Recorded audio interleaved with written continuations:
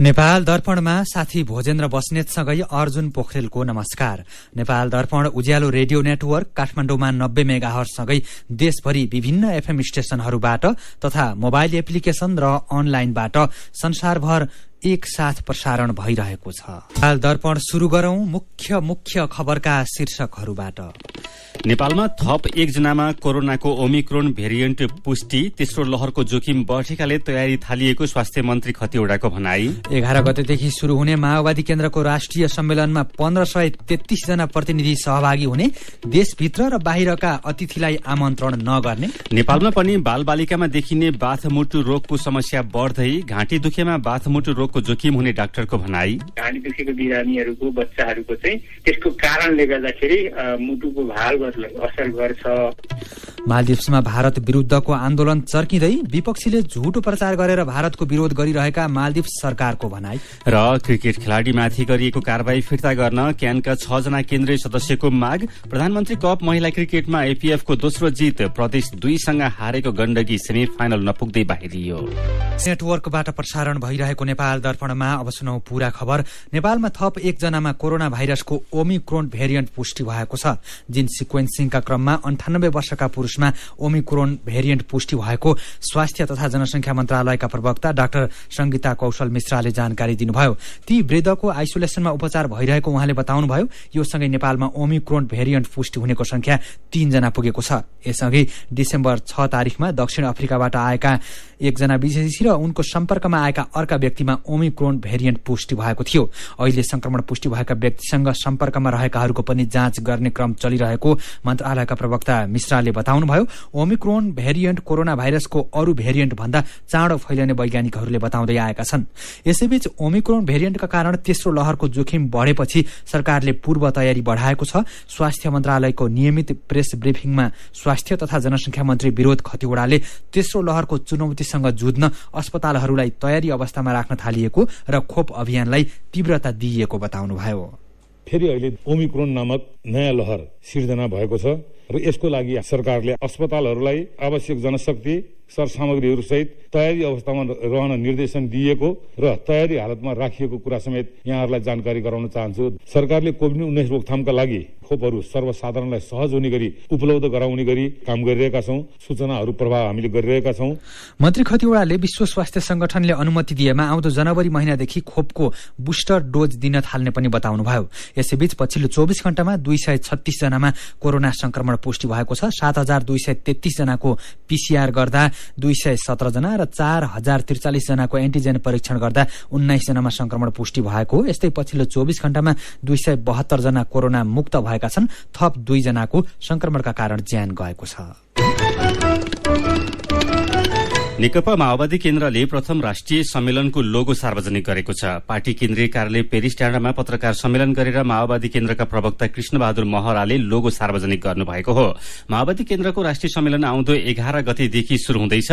लोगोमा नयाँ क्रान्तिकारी विचार र क्रान्तिकारी पार्टी निर्माणका लागि ऐतिहासिक प्रथम राष्ट्रिय सम्मेलन लेखिएको छ। सम्मेलनमा देशभरका 1533 प्रतिनिधि सहभागी हुने प्रवक्ता महराले जानकारी दिनुभयो। सम्मेलनमा आयोजकबाट 179, सल्लाहकारबाट 149, ज्येष्ठ कम्युनिष्ट सदस्यबाट 125, पार्टीको आयोगबाट 75, केन्द्रीय विभागबाट 102, केन्द्रीय प्रतिनिधि 27, प्रदेश प्रतिनिधि 908 र 5% मनोनितबाट 73 जना गरी 1533 जना सहभागी हुने भएका हुन्। सम्मेलनका लागि अध्यक्ष पुष्पकमल दाहाल प्रचण्डले राजनीतिक प्रतिवेदन तयार पारिरहनु भएको र प्रतिवेदन स्थायी कमिटिमा छलफलपछि सम्मेलनमा पेश गर्ने उहाँले बताउनुभयो।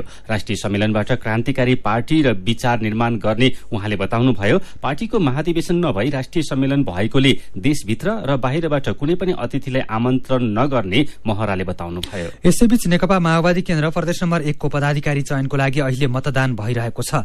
अध्यक्षमा 3 जना बीच प्रतिस्पर्धा छ।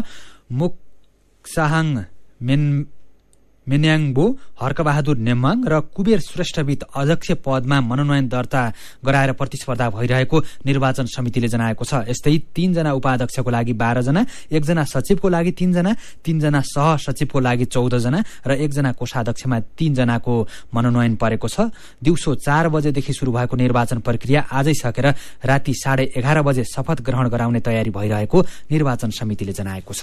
यसैबीच नेपाली कांग्रेस प्रदेश 2 को अधिवेशन अन्तर्गत आज आज हुने भनिएको मतदान भोलि बिहान 8 बजेदेखि शुरू हुने भएको छ। मतपत्र छपाई लगायतका काम पूरा नभएकोले मतदान कार्य भोलि बिहानसम्मका लागि स्थगित गरेको निर्वाचन समितिले जनाएको छ। प्रदेश 2 को सभापतिमा संस्थापन पक्षका उम्मेद्वार कृष्ण यादव र विमलेन्द्र निधि शेखर कोइराला पक्षबाट राम सरोज यादव उम्मेद्वार हुनुहुन्छ।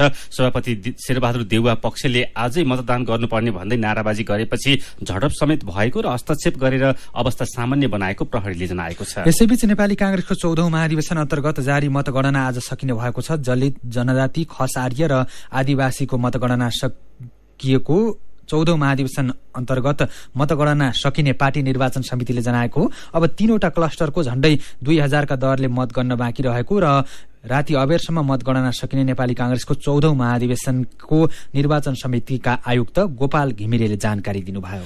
प्रमुख प्रतिपक्षी दल नेकपा एमालेको अवरोधका बीच प्रतिनिधि सभाबाट 4वटा अध्यादेश स्वीकृत भएका छन्। प्रतिनिधि सभाको आजको बैठकमा प्रस्तुत गरिएको नेपाल प्रहरी र प्रदेश प्रहरी पहिलो संशोधन अध्यादेश 2078, तेजाब तथा अन्य घातक रासायनिक पदार्थ नियमन अध्यादेश 2078, सामाजिक सुरक्षा पहिलो संशोधन अध्यादेश 2078 र रेलवे अध्यादेश 2078 बहुमतले स्वीकृत गरेको हो। सभामुख अग्नि सापकोटाले प्रतिनिधि सभाको अर्को बैठक आउँदो 18 गते दिउँसो 1 बजेका लागि बोलाउनु भएको छ। बागमती प्रदेश सभाको बैठक नेकपा एमालेका सांसदले अवरोध गरेका छन्। आज झण्डै 2 घण्टा ढिलो गरी शुरू भएको प्रदेश सभाको बैठक नेकपा एमालेको विरोधका कारण भोलिसम्मको लागि स्थगित भएको प्रदेश सभा सचिवालयले जनाएको छ। बैठकमा एमालेका सांसदहरूले भागवण्डा मिलाउन 8वटा मन्त्रालयलाई 14वटा बनाएर प्रदेशकै बदनाम गरेको भन्दै बैठक अवरोध गरेका थिए।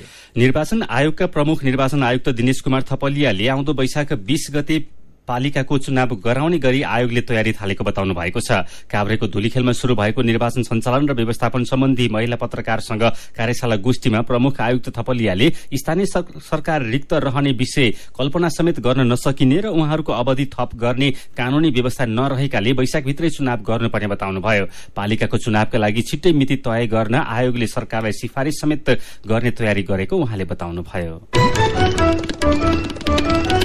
नेपाल राष्ट्र बैंकले तरलताको समस्या सम्बोधन गर्न शोधनान्तर घाटा घटाउन क्रियाशील भएर लागेको दावी गरेको छ। राष्ट्र बैंकले आज पत्रकार सम्मेलन गरेर तरलता हटाउन काम भइरहेको तथा आयात प्रतिस्थापन र निर्यात प्रवर्धनलाई नै केन्द्रमा राखेर काम गरिरहेको स्पष्ट पारेको हो।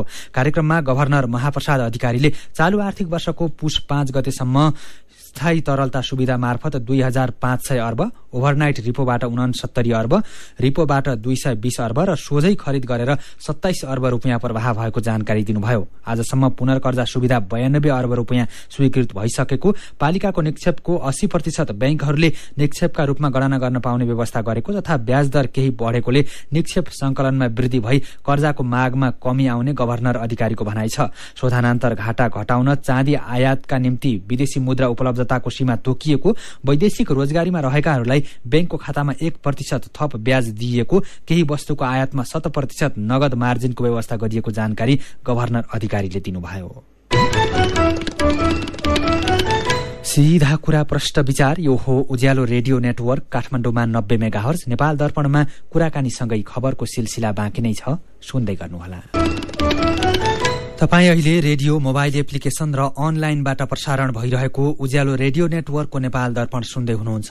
यतिन्जेल हामीले नेपालमा थप 1 जनामा कोरोनाको ओमिक्रोन भेरिएन्ट पुष्टि, तेस्रो लहरको जोखिम बढेकोले तयारी थालिएको स्वास्थ्य मन्त्री खतिवड़ाको भनाई, 11 गतेदेखि शुरू हुने माओवादी केन्द्रको राष्ट्रिय सम्मेलनमा 1533 जना प्रतिनिधि सहभागी हुने लगायतका खबर प्रस्तुत गर्यौं। नेपाल दर्पणमा अब बाँकी प्रसंग।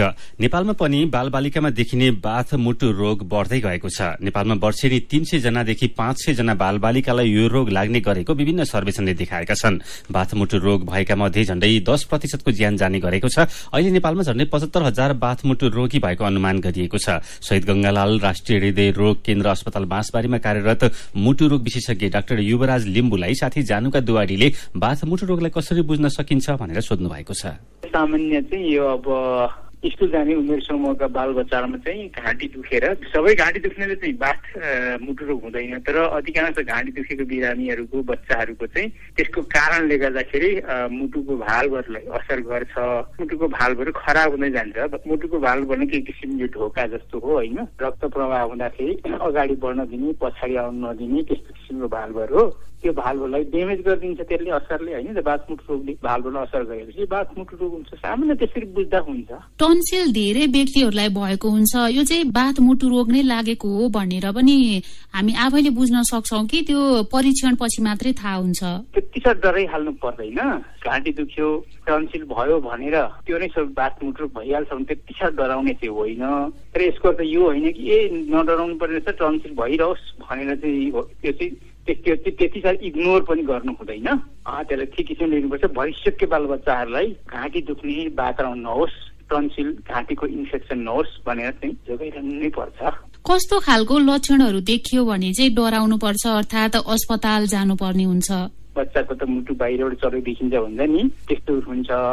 अनि अर्को चाहिँ जोर्नी पनि दुख्छ क्या, उसको माइग्रेटरी जोइन्ट पेन भन्छौँ। जोर्नी दुख्दाखेरि ठुलो खाले जोर्नीहरू, कुइना घुँडा ठुलो जोर्नीहरू विशेष गरी ख्याल गर्नुपर्छ। त्यो ठुलो जोर्नीहरू चाहिँ बच्चाले के भन्छ भने पालै पालो माइग्रेटरी भनेको आज एउटा जोर्नी दुख्यो भोलिपल्ट अर्को सरेर दुख्ने भनौँ न बुझ्दा सरल भाषामा। अर्कोचोटि मेरो यतामाथि हातको एल्बो त्यस ठुलो जोर्नी त्यसरी माइग्रेटरी जोइन्ट पेन भनेर सरेर दुख्ने भनेर त्यसो पनि भन्न सक्छ होइन। अनि कसैको छालामा रातो किसिमको टाटाहरू, तर त्यो धेरै कममा आउँछ, सबैमा टिपिकल हुँदैन, तर अभिभावकले ख्याल गर्दा त्यो आउन सक्छ। यो कतिको जटिल हो? बाँझोहरू हुँदैमा आत्तिहाल्नु पर्यो, जटिल भइहाल्नु पर्ने त छैन। तर यसले चाहिँ यसको जटिलता चाहिँ कतिखेर सुरु हुन्छ भने जब यो मुटुमा छुन्छ अनि मुटुमा छोडेर मुटुको भालहरू ड्यामेज गर्न थालेपछि जटिल बन्दै जान्छ। हेर्नुहोस् अब यसको के पनि छ भने त्यो बिमार आज बाँझो भयो र भोलि नै मुटु रोग भइहाल्ने होइन, त्यति छिटो बढिहाल्ने होइन। तर कसैलाई छिटै पनि हुन्छ, कसैले ढिलो पनि हुन्छ। यसको डिजिजको जुन प्रोग्रेसन हुन्छ नि 10औं वर्ष 20औं वर्ष लागेर हुन्छ। कसैको त सानो बच्चा 8, 10, 12 वर्षको उमेरमै पनि देखिन्छ। त्यतिखेर झन् कस्तो स्थिति नाजुक होला होइन। 8, 10 वर्ष खेल्नु पर्ने, झोला बोकेर स्कुल जानु पर्ने होइन, दौडिनु पर्ने बच्चाहरूमा त्यही उमेर समूहमा चाहिँ त्यो देखियो भने त बच्चा अब स्कुलका साथीहरू स्कुलै जान सक्दैन, पढ्नै सक्दैन होइन। कसरी बच्न सकिएला यसबाट? जस्तो सरसफाइ रहनु पर्यो, बालबच्चाहरू होइन छालातिर घाउहरू लिनु भएन, एउटाको टवेल अर्कोले सेयर गरेर बच्चाहरूले विशेष गरी त्यो युज गर्नु भएन। आफूलाई घाँटी दुख्ने शङ्का लाग्छ आफूबाट अरू नसरोस् भनेर घाँटी दुख्ने मान्छे आफू पनि अरूलाई नसर्ने किसिमको वातावरण बन्नु पर्यो। अब मास्क लगाएर हुन्छ कि अथवा त्यो निस्कुनै बहुत इम्पोर्टेन्ट हुन्छ। उहाँ हुनुहुन्थ्यो शहीद गंगालाल राष्ट्रिय हृदय रोग केन्द्र अस्पताल बाँसबारीमा कार्यरत मुटु रोग विशेषज्ञ डाक्टर युवराज लिम्बू। नेपाल दर्पणमा फेरि पनि खबरकै सिलसिला। अमेरिकी सहयोग एमसीसी बारे साझा धारणा तय गर्न सत्तारूढ गठबन्धनद्वारा गठित कार्यदलले प्रारम्भिक छलफल शुरू गरेको छ। नेकपा एकीकृत समाजवादीका नेता एवं पूर्व प्रधानमन्त्री झलनाथ खनालको नेतृत्वमा गठित कार्यदलले एमसीसी बारे सत्तारूढ दलबीच समान धारणा तय गर्न आजदेखि छलफल शुरू गरेको हो। कार्यदलका संयोजक खनालको डल्लुमा रहेको निवासमा बसेको पहिलो बैठकमा गरिएको प्रारम्भिक छलफल सकारात्मक रहेको कार्यदलका सदस्य समेत रहनुभएका संचार तथा सूचना प्रविधि मन्त्री ज्ञानेन्द्र बहादुर कार्कीले जानकारी दिनुभयो। सत्तारूढ 5 दलले केही दिन अघि एमसीसी बारे समान धारणा तय गर्न खनालको नेतृत्वमा नेकपा माओवादी केन्द्रका नेता नारायण काजी श्रेष्ठ र कांग्रेसका नेता समेत रहनुभएका मन्त्री कार्की सम्मिलित 3 सदस्यीय कार्यदल गठन गरेको थियो। बालुवाटारमा रहेको ललिता निवासको जग्गा हिनामिना प्रकरणमा मुछिएका एक दम्पतिलाई प्रहरीले पक्राउ गरेको छ। पक्राउ पर्नेमा 56 वर्षका रामकुमार सुवेदी र 52 वर्षकी माधवी सुवेदी रहेका छन्। माधवीलाई ताहाचल र रामकुमारलाई कमलादीबाट पक्राउ गरेको प्रहरीले जनाएको छ। उनीहरूलाई 5 दिन थुनामा राखेर अनुसन्धान गर्न जिल्ला अदालत काठमाडौँले अनुमति दिएको छ। सुवेदी दम्पति ललिता निवास प्रकरणका मुख्य ठेकेदार रहेको र सुरुदेखि अन्तिमसम्मको सम्पूर्ण प्रक्रियामा संलग्न रहेको देखिएको प्रहरीको केन्द्रीय अनुसन्धान ब्यूरो सीआईबीका प्रवक्ता प्रहरी उपरीक्षक श्यामकुमार महतोले बताउनुभयो। यसैको सीआईबीको अनुसन्धानले उनीहरू सहित 400 जना विरूद्ध मुद्दा चलाउनु पर्ने निष्कर्ष निकालेको थियो। नेपाल विद्युत प्राधिकरणले चालू आर्थिक वर्षको पहिलो 4 महिनामा 10 वटा उद्योगलाई विद्युत आपूर्तिको लागि झण्डै 150.5 मेगावाटको लोड स्वीकृत गरेको छ। 7 वटा उद्योगहरूलाई 111 मेगावाट विद्युत उपलब्ध गराउन ग्रिड प्रभाव अध्ययन गरिएको छ। साथै 5 वटा उद्योगहरूले माग गरेको झण्डै 79 मेगावाटको ग्रिड प्रभाव अध्ययन अर्थात जीआईएस को प्रक्रियामा रहेको छ। लोड स्वीकृत जीआईएस सम्पन्न र प्रक्रियामा रहेको मागका आधारमा उद्योगहरूमा 360 मेगावाट विद्युत खपत हुने देखिएको छ। आन्तरिक रूपमा उत्पादन भएको विद्युत खपत गर्न नसकेर खेर जाने अवस्था आएपछि विद्युत बढाउन विद्युतको खपत बढाउन उद्योगहरूलाई चाहिए जति विद्युत उपलब्ध गराउने नीति अनुसार प्राधिकरणले नयाँ तथा थप लोडको लागि आवेदन माग समेत गरेको छ। प्राधिकरणका कार्यकारी निर्देशक कुलमान घिसिङले लोड स्वीकृत भएका उद्योग मध्ये केहीले विद्युत लिएको र केही लिने प्रक्रियामा रहेको बताउनुभयो।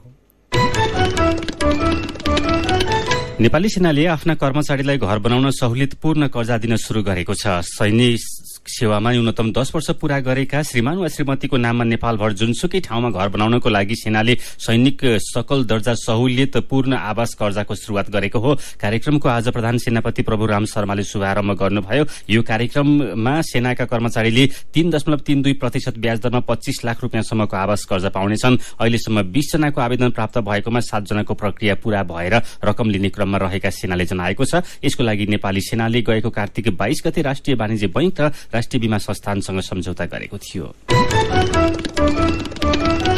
सीधा कुरा प्रश्न विचार यो हो उज्यालो रेडियो नेटवर्क काठमाडौँमा 90 मेगाहर्ज, नेपाल दर्पणमा मेरो पनि भन्नु छ सँगै खबरको सिलसिला बाँकी नै छ, सुन्दै गर्नुहोला। विभिन्न रेडियो स्टेशनबाट मेचीदेखि महाकालीसम्म र मोबाइल एप्लिकेशन तथा अनलाइनबाट संसारभरि एकसाथ प्रसारण भइरहेको नेपाल दर्पणमा तपाईंलाई फेरि स्वागत छ। अब बाँकी खबर। शेयर बजार परिसूचक नेप्सी आज पनि उच्च अंकले बढेको छ। हिजो 57 अंकले बढेको नेप्सी आज 92.16 अंकले बढेर 2507.70 बिन्दुमा पुगेको छ। नेप्सीसँग कारोबार रकम र संख्यामा पनि सुधार आएको छ। हिजो कारोबार रकम 2.5 अर्ब रुपियाँ पनि पुगेको थिएन। आज 81,04,000 किता शेयर 4 अर्ब 52 करोड़ 33 लाख रुपियाँमा कारोबार भएका छन्। रोल्पाको होलेरीमा गैराती होटलमा सँगै सुतेका साथीले रडले हान्दा 3 जना गम्भीर घाइते भएका छन्। होलेरी गेस्ट हाउसमा सँगै सुतेका रुन्टीगढी गाउँपालिका 9 सखीका टेक बहादुर ओलीले रडले हान्दा भीमबहादुर थापा, सरोज पुन र रुकुम पश्चिम सानो भेरीका मैत बहादुर विक घाइते भएका प्रहरीले जनाएको छ। घटनाबारे सूचना पाए लगत्तै बिहान 3:30 बजे प्रहरीको टोली घटनास्थलमा पुगेर घाइतेको उद्धार गरेको थियो। अहिले 2 जनाको कोहलपुरमा र 1 जनाको भैरहवामा उपचार भइरहेको छ। बझाङको दुर्गाथली गाउँपालिका र खप्तर राष्ट्रिय निकुञ्जको मध्यवर्ती क्षेत्रमा पर्ने थलारा गाउँपालिका जोड्ने सेती नदीमाथिको मोटरेबल पुल जोखिममा परेको छ। पुल उद्घाटन गरेको 4 महिना नहुँदै गएको कार्तिकको सुरुमा आएको बाढीले क्षति पुर्याएपछि मर्मत नहुँदा पुल जोखिममा परेको हो। जग्गा बिक्रीको लागि बैना रकम लिएर नामसारी नगरी ठगी गर्ने 1 जना काठमाडौँबाट पक्राउ परेका छन्। 8 जनाबाट बैना बापत 1,66,50,000 रुपियाँ रकम लिएर जग्गा नामसारी नगरी दिने शंखुवा सभाको धर्मदेवी नगरपालिका घर भएका दुर्गा बहादुर भण्डारीलाई प्रहरीले काठमाडौँबाट पक्राउ गरेको हो। नेपाल लाइफ इन्स्योरेन्स कम्पनी लिमिटेडले विभिन्न तथ्याङ्क सार्वजनिक गर्दै देशकै अब्बल बीमा कम्पनी भएको दावी गरेको छ। नेपाल लाइफले नेपालकै नम्बर 1 अभियान सार्वजनिक गरी जीवन बीमा क्षेत्रमा अब्बल कम्पनी साबित भएको बताएको हो। चालू आर्थिक वर्षको पहिलो त्रैमासिकको अन्त्यसम्ममा 1,18 अर्ब 76 करोड़ रुपियाँको सर्वाधिक जीवन बीमा कोष, 29,83,016 रुपियाँको सर्वाधिक बीमा लेख जारी, 40 अर्ब 50 करोड़ रुपियाँको सर्वाधिक दावी भुक्तानी र 7 अर्ब 19 करोड़ रुपियाँको सर्वाधिक चुक्ता पुँजी रहेको कम्पनीले जनाएको छ। मेरो पनि भन्नु छ। धेरै ठाउँमा हिउँदको सुरुमै पानीका मुहान सुकेको र पानीको अभाव भएको खबर आइरहेका छन्। तपाई बसेको ठाउँ वरपर रहेका पानीका मूल र समस्याबारे तपाईकै प्रतिक्रियालाई आजको मेरो पनि भन्नु छमा समावेश गरेका छौं। फाल्गुनी सुवेदी लेख्नुहुन्छ, कस्तो भन्नु र, गाउँमा विकास गर्ने बहानामा जथाभावी सड़क खन्ने तर पूर्णता नदिएकाले गाउँ मरूभूमि झैं भइसकेको छ। पानीको मुहानको त के कुरा गरौं र। अछामबाट गोकर्ण भण्डारी बजगाई गुनासो गर्दै लेख्नुहुन्छ, हामीलाई त यहाँ एकदम गाह्रो छ। खाना पकाउने पानी लिन 4 घण्टाको बाटो हिँडेर धारा पुग्नुपर्ने बाध्यता छ। इलामको सोयाङका दीपक कठेत लेख्नुहुन्छ, अहिले म बसेको पाँचथरको अमरपुरमा धेरै टाढाबाट ल्याएर भए पनि पानीको सुविधा दिएका छन्। कहिलेकाहीँ बिग्रेर आउँदैन तर चलेकै छ। उता आफ्नो जन्मभूमि सोयाङमा भने आनन्द छ। मूलको पानी 24 घण्टा आउँछ, पिउन पनि बेग्लै आनन्द। पर्वतका काशीराम पौडेल लेख्नुहुन्छ, पर्वतमा धारा छ, पानी छैन। 3 दिनसम्म धारा सुक्कै हुन्छ। मूल सुकेर बनाऊ कि के बनाऊ खै। राजेश गौतम भन्नुहुन्छ, बर्खामा त्यही पानीले पहिरो ल्याइदिन्छ, घर परिवार विस्थापित हुन्छ। अहिले हिउँदमा फेरि त्यही पानीको चरम अभाव छ। यी दुवै अप्ठ्यारामा हामी नेपाली नै परेका छौं। अनि रविन कार्की धारा मात्रै बनेका छन् भन्दै व्यङ्ग्यात्मक शैलीमा लेख्नुहुन्छ, पानीको धारा बनाउने बजेट आयो तर पानी आउने बजेट नै आएन। विचारका लागि तपाईलाई धन्यवाद। मेरो पनि भन्नु छ। मेरो पनि भन्नु छ प्रस्तुत गर्दै हुनुहुन्थ्यो साथी सुजता सुनुवार। नेपाल दर्पणमा अब एउटा विदेशको खबर। मालदिप्समा भारत विरूद्धको आन्दोलन चर्किँदै गएको छ। मालदिप्सका पूर्व राष्ट्रपति अब्दुल्ला यामिनको नेतृत्वमा विपक्षीहरूले शुरू गरेको आन्दोलन चर्किँदै गएको हो। आन्दोलनकारीहरूले मालदिप्सबाट भारतका सैन्य अधिकारी र उपकरणहरू हटाउन माग गरेका छन्। सन् 2018 मा शुरू भएको आन्दोलन अहिले उत्कर्षमा पुगेको छ। मालदिप्सको विदेश मन्त्रालयले भने विज्ञप्ति निकालेर भारतलाई जोडेर भइरहेको झुटो प्रचारबाट सरकार चिन्तित रहेको बताएको छ। भारत मालदिप्सको सबैभन्दा नजिकको द्विपक्षीय साझेदार रहेको भए पनि केही नेता र समूह भ्रम फैलाउन लागि परेको विज्ञप्तिमा उल्लेख छ। दुई देशका सरकारबीच राम्रो सम्बन्ध रहेकै बेला विपक्षीले चलाइरहेको इन्डिया आउट अभियानले दुवै देशमा चिन्ता बढाएको बीबीसी हिन्दीले जनाएको छ। मालदिप्समा चीनको उपस्थितिलाई बलियो पार्न यामिनको भूमिका रहेकोले पनि अहिले भारत विरोधी आन्दोलन भइरहेको हुन सक्ने कूटनीतिज्ञहरूले बताएका छन्। चीनको ऋण भुक्तानीलाई लिएर अहिले चीन र मालदिप्स सरकारबीच तनाव बढेको छ। नेपाल दर्पणमा अब केही खेल खबर। नेपाल क्रिकेट संघ क्यानका 6 जना केन्द्रीय सदस्यहरूले खेलाड़ीलाई गरिएको कारबाही निशर्त फिर्ता लिन माग गरेका छन्। आज काठमाडौँमा पत्रकार सम्मेलन गरेर बोर्ड सदस्यहरू ऋषिराम गौतम, छुम्बी लामा, अमित वीर पाण्डे, करण महतरा, मोहम्मद दाउद अन्सारी र सञ्जय राज सिंहले खेलाड़ीमाथि गरिएको कारबाही फिर्ता गर्न माग गरेका हुन्। क्यानले कप्तान ज्ञानेन्द्र मल्ल, उपकप्तान दिपेन्द्र सिंह एरी तथा सोमपाल कामी र कमल सिंह एरीमाथि गरेको कारबाही सुनियोजित रूपमा रहेको समेत केन्द्रीय सदस्यले आरोप लगाएका छन्। उनीहरूले असोजमा भएको बैठकमा खेलाड़ी ग्रेडिङको मापदण्ड र प्रस्तावमाथि फरक मत राखे पनि त्यसलाई व्यवस्था गरिएको पनि दावी गरेका छन्। 6 जना केन्द्रीय सदस्यहरूले यही पुस 13 र 14 गते हुने भनिएको साधारण सभालाई अवैधानिक भन्दै तत्काल रोक्न पनि माग गरेका छन्। र प्रधानमन्त्री कप महिला T20 क्रिकेट प्रतियोगितामा आज सशस्त्र प्रहरीको एपीएफ क्लब र प्रदेश नम्बर 2 विजयी भएका छन्। धनगढ़ीको फाप्ला मैदानमा आज भएको खेलमा एपीएफ क्लबले सुदूरपश्चिम प्रदेशलाई 89 रनले हरायो। एपीएफले दिएको 129 रनको लक्ष्य पछ्याएको सुदूरपश्चिम 14 ओभरमा 39 रनमै अल आउट भयो। सुदूरपश्चिमको लागि रुबी पोद्दार र रितु कनौजियाले 10-10 रन बनाउनु बाहेक अरूले दोहोरो अंकमा रन बनाउन सकेनन्। बोलिङतर्फ एपीएफकी करुणा भण्डारीले 4 विकेट लिइन्। जितसँगै एपीएफले 2 खेलमा 4 अंक बनाउँदै सेमी फाइनलमा पुग्ने सम्भावना बलियो बनाएको छ। आजको दोस्रो खेलमा प्रदेश नम्बर 2 ले गण्डकी प्रदेशलाई 7 विकेटले हराएको छ। गण्डकीले दिएको 40 रनको सामान्य लक्ष्य प्रदेश नम्बर 2 ले 10 ओभर 3 बलमा मात्रै 3 विकेट गुमाएर भेटायो। प्रदेश नम्बर 2 का लागि साना प्रवीणले 13 र अनुराधा चौधरीले 12 रन बनाए। यसअघि पहिले ब्याटिङ गरेको गण्डकीलाई 39 रनमै समेट्न प्रदेश नम्बर 2 का सन्तोषी चौधरीले 3 र अनुराधा चौधरीले 2 विकेट लिए। आज हारेको गण्डकी प्रतियोगिताबाट बाहिरिएको छ। प्रदेश 2 को भने सेमी फाइनल पुग्ने सम्भावना रहेको छ। प्रतियोगितामा समूह एबाट प्रदेश नम्बर 1 शीर्ष र लुम्बिनी दोस्रो स्थानमा रहँदै सेमी फाइनलमा पुगेका छन्। 8 टोली प्रतियोगिताको विजेताले 5 लाख रुपियाँ पुरस्कार पाउनेछन्। खेल खबरसँगै उज्यालो रेडियो नेटवर्कबाट प्रसारण भइरहेको नेपाल दर्पणको समय सकिनै लागेको छ।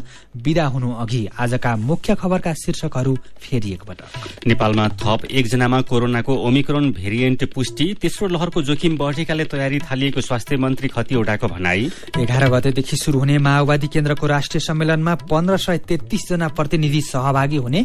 देशभित्र र बाहिरका अतिथिलाई आमन्त्रण नगर्ने। नेपालमा पनि बालबालिकामा देखिने बाथमुटु रोगको समस्या बढ्दै। घाँटी दुखेमा बाथमुटु रोगको जोखिम हुने डाक्टरको भनाई। मालदिप्समा भारत विरूद्धको आन्दोलन चर्किँदै। विपक्षीहरूले झुटो प्रचार गरेर भारतको विरोध गरिरहेका मालदिप्स सरकारको भनाई। र क्रिकेट खेलाडीमाथि गरिएको कारबाही फिर्ता गर्न क्यानका 6 जना केन्द्रीय सदस्यको माग। प्रधानमन्त्री कप महिला क्रिकेटमा एपीएफको दोस्रो जित। प्रदेश 2 सँग हारेको गण्डकी सेमी फाइनल नपुग्दै बाहिरियो।